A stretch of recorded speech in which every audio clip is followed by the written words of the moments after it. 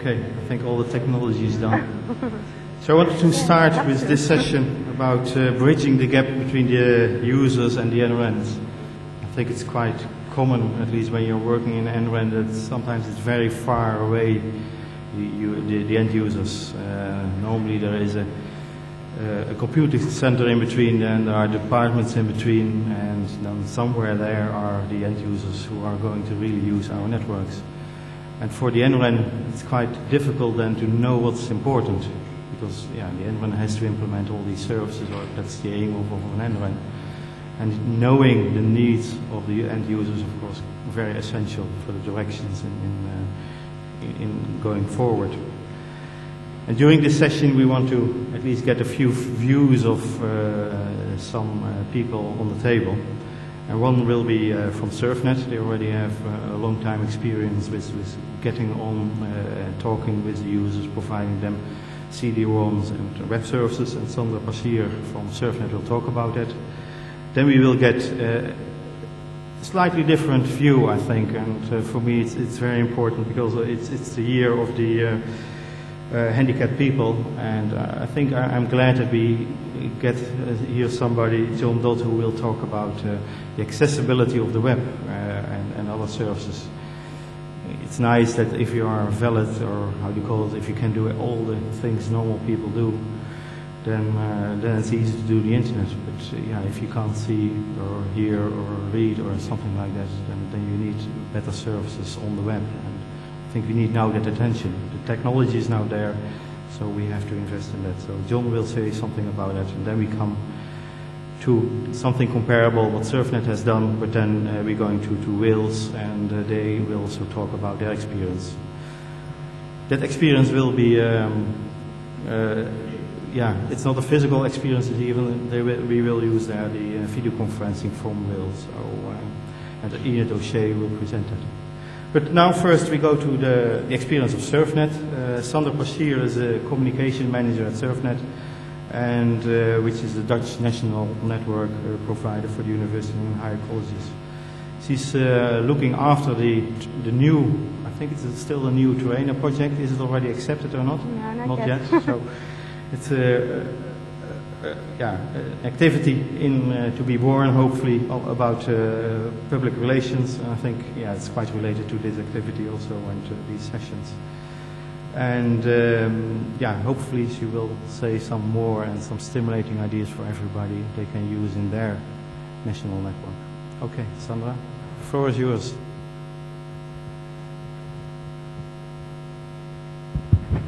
Thank you, Victor, for the introduction.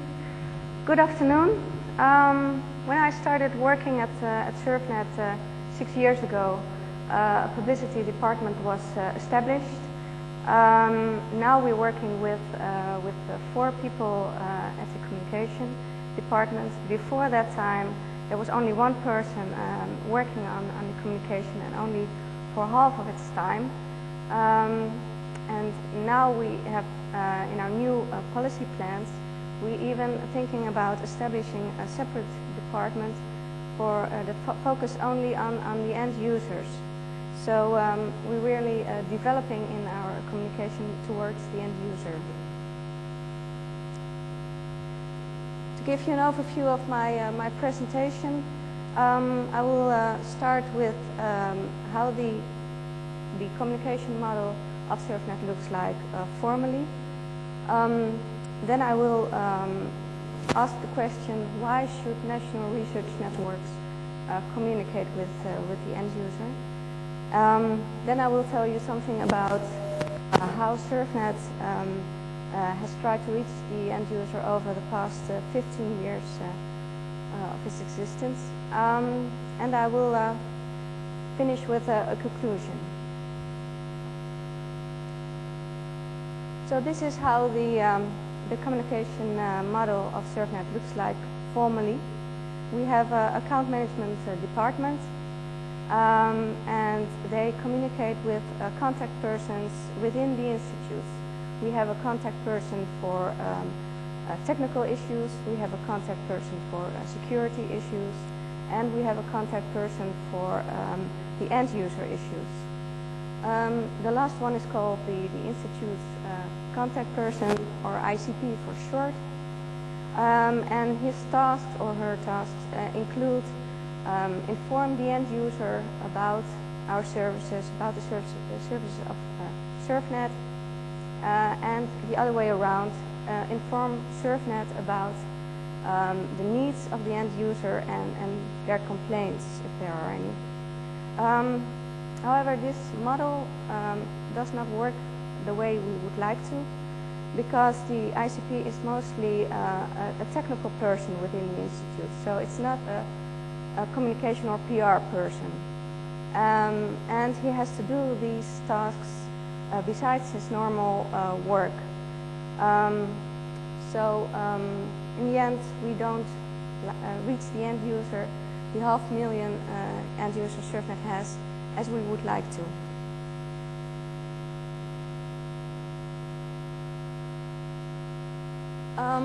So why should National Research Network communicate with the end user? I will give you 3 reasons. I think I'm sure there are more, but I will give you 3. Our main reason is government finances. For us to develop our network and develop our services, we need the government money.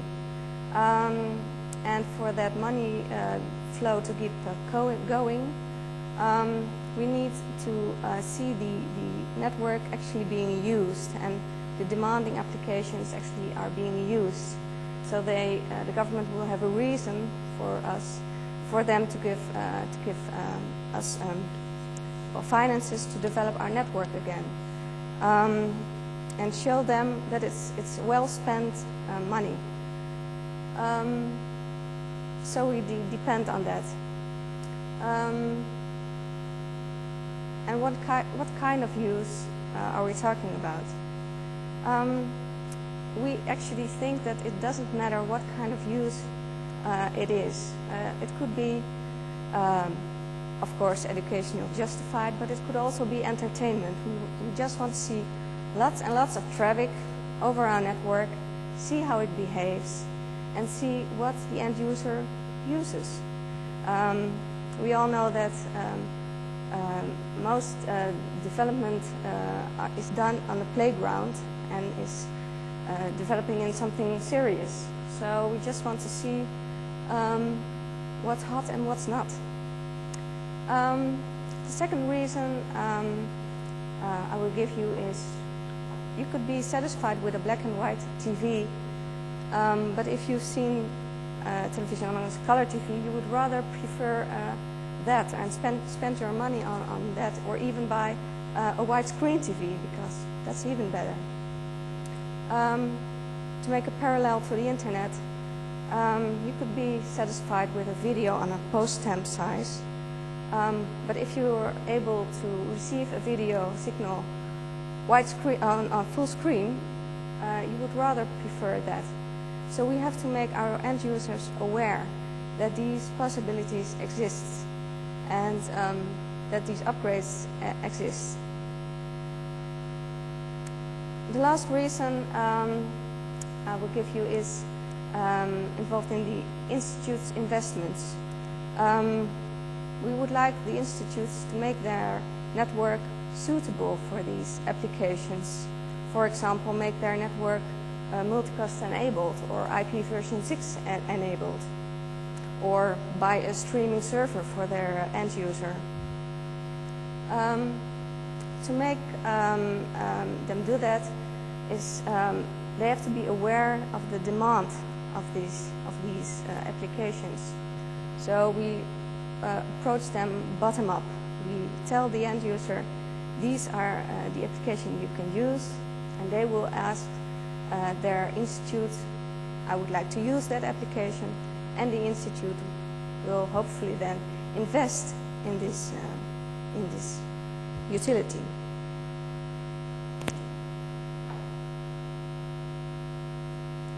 So what have we done over the last 15 years? This is not these are not all our activities, but these are the most important, I think. In 1988, we started with a SURFnet guide.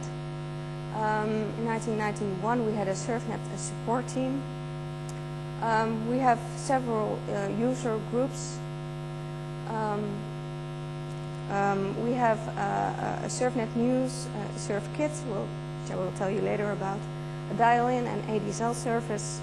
We visit institutes. We have a student portal, and the last activity is a home office project. I will not go through them all, but I will mainly focus on the recent activities. I will start with the user survey. We have a user survey every 3-4 years. And this really gives us an insight in how our network is used by students and employees within the institutes, and what kind of services do they use, how often do they use it, at home, mobile,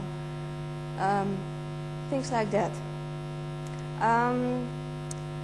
On this graphic on the sheet, you will see the use of our network. The yellow line are the employees, and the red line are the students. And you can see that more than 90% of the employees use SURFnet, and almost 80% of the students also use SURFnet. That was in 2001, the last survey that we did. We also asked the end user, are you aware that SURFnet exists? Are you aware that you use this research network in the Netherlands? And they often do not know that. They are not aware that they don't use the commodity internet, but that there is a high quality network for them. So that's a concern, and we would like to see that to be different.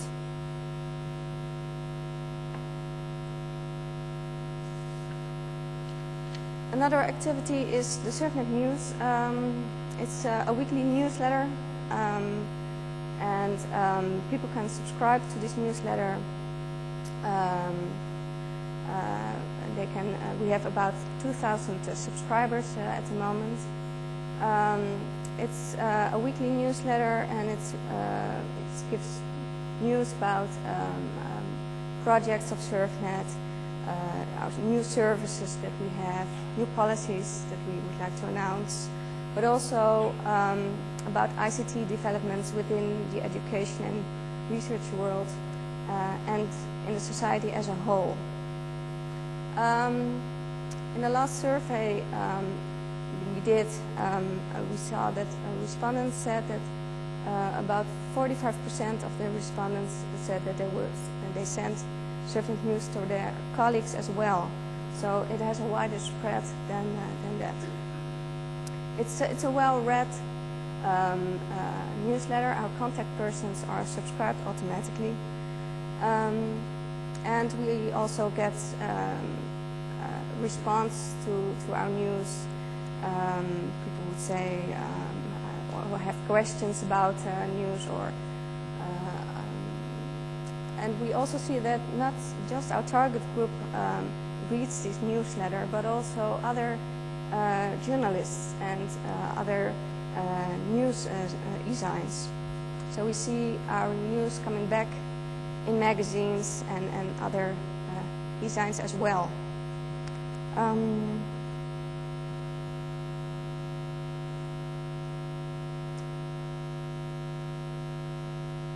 Another activity that we do is the SURFkit. It's a CD-ROM and a website. KIT stands for knowledge, instructions, and tools. And that's exactly what it is. It gives information about the internet, what can you do with the internet, what services does SURFnet provide you, and information, general information like that. The instructions are for example, how can I secure my PC, or how can I use video conferencing, or how do I put a video online, instructions like that. And the tools are software. There are email clients, browsers, FTP clients, news clients, things like that. There's a new release every year. We started in 1998, and the last version, version 5, was ordered in a number of 65,000. Institutes can order this CD-ROM for free, and students can also order the CD-ROM on a web shop, and they only pay a package and postage. The things we learned from the CD-ROM is, in the beginning, we had an auto configuration for dial-in service from several institutes. So this was tailor-made configurations, and we found out you can't do these tailor-made things for institutes because every institute wants something else or have different wishes. So we made the SURFkit a more general product that's acceptable for all. The other thing we learned is that in the beginning the institutes feared that this CD-ROM would only generate more questions towards their help desks. We, however, always thought that the CD-ROM would only answer the questions of end users.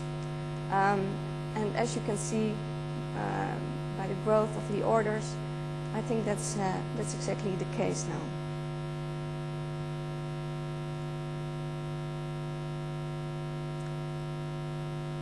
Another thing we started in 2001, that was we started visiting the institutes.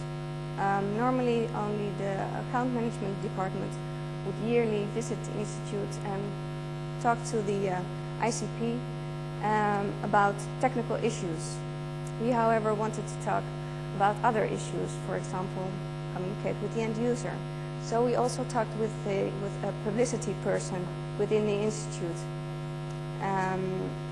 These visits were eye-openers mostly for the institutes when we told them about our services, and we offered them tailor-made publicity material, whatever they would like, articles or something, we could provide that for them, and they were really interested in that.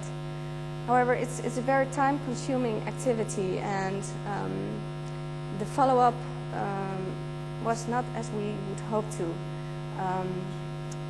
The tailor-made things we offered them were not asked for. We did some articles for them, but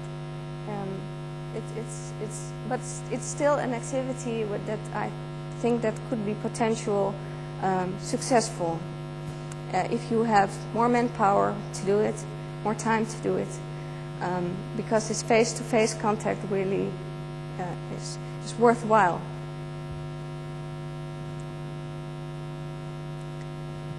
In 2001, we also started with a student portal. This portal gives references to useful links for students. It also has a presence facility, and it also gives news about ICT developments.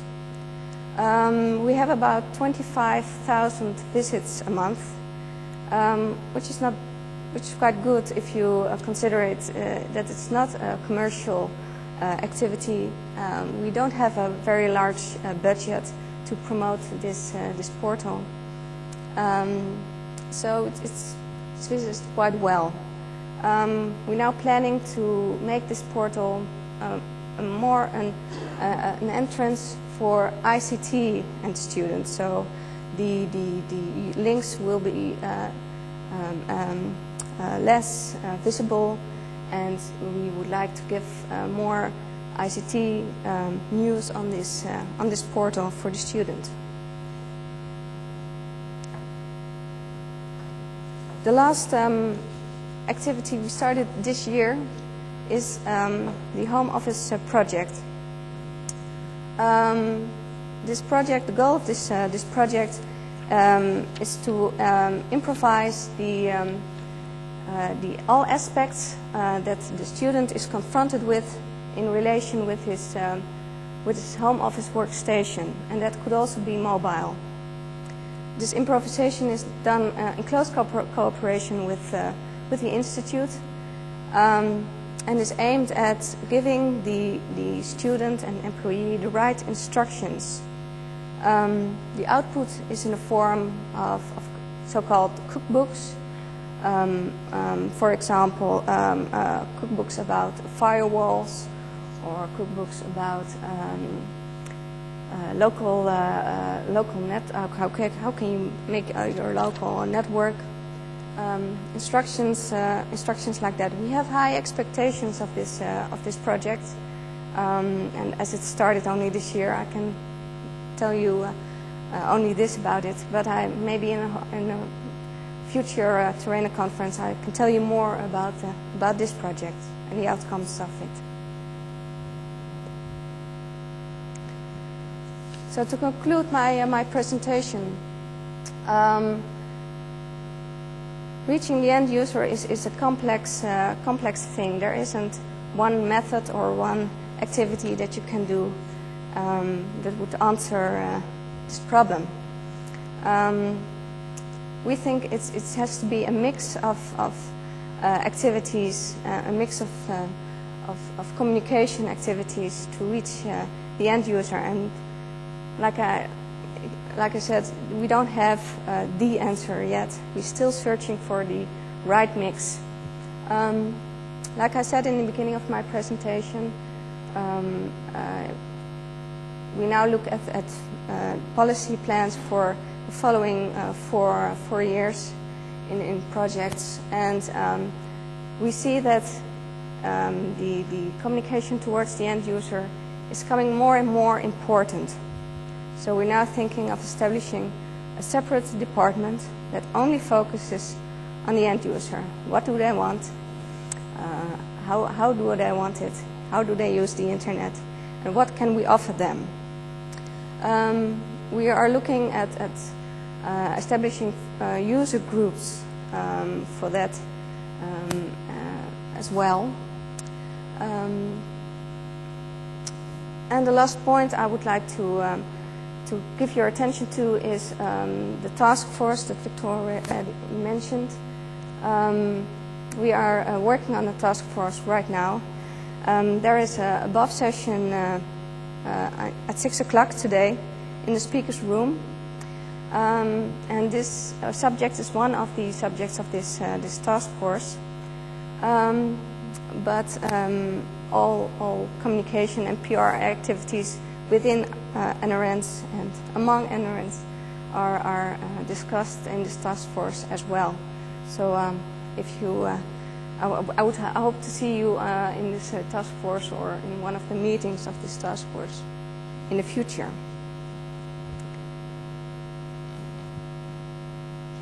So, well, thank you for your attention.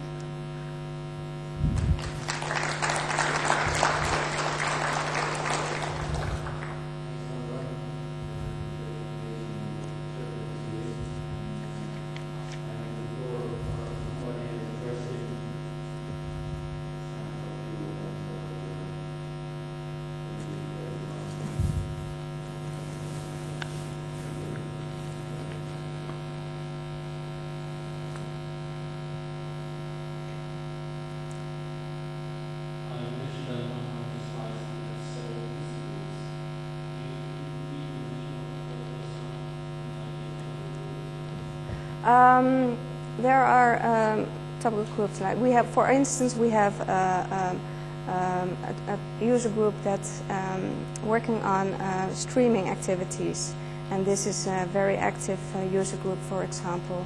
And we'd like to have more user groups like that that's focused on one topic, and then we can see what their wishes are. Does that answer your question? Okay.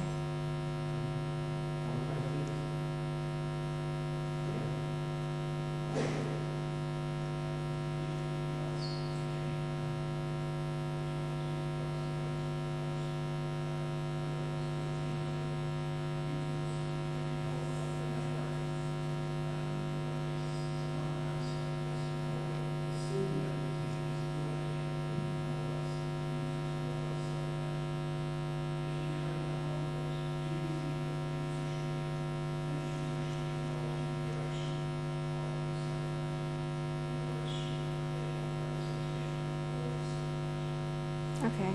Well, I would like to start, even though with your first question. We would like the network to be transparent. We don't expect that the end user know SURFnet, but we would like to let them know that there is this high-quality network for them, and that is not the commodity internet, but it's a really it's a network with new possibilities. Your second question, I'm sorry, I've got your second question. What's this possible? Well, in many institutions, students are represented on the board. Right. Should they be represented on the board of SURFnet or NRENs generally? Okay. Well, I think we should listen to their expectations and their wishes. I don't say that we can comply with all their wishes. I don't think that is possible. We have about 500,000 users, so we can't fulfill all their wishes, I expect. But like I said, when you focus on the user groups, you have a large part of your target group. And if we know their wishes, I think we come a long way.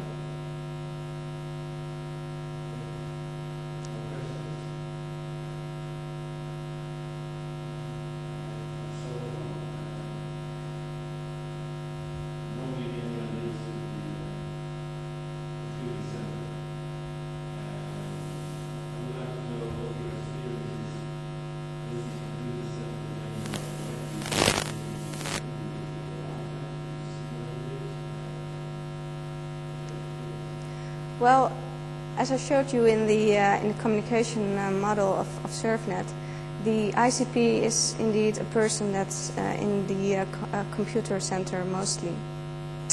And yes, we stimulate them to communicate with the end user. However, they often don't do that. It stops at the computer center. And so we have to find ways to reach this end user, but if we can do that in cooperation with the computer center, of course this would be very welcome. And sometimes it goes in cooperation with the computer center, but those are exceptions, I'm afraid.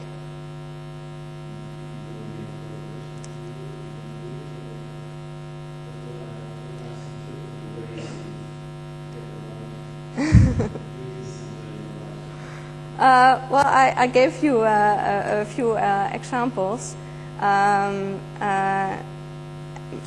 but this home office project I was talking about, I think that is the way to go directly to the end user by giving them the right instructions and the right facilities to use our network and our services. And this project is also done in close cooperation with the institutes, of course. But I think that is the way to reach the end user in the end.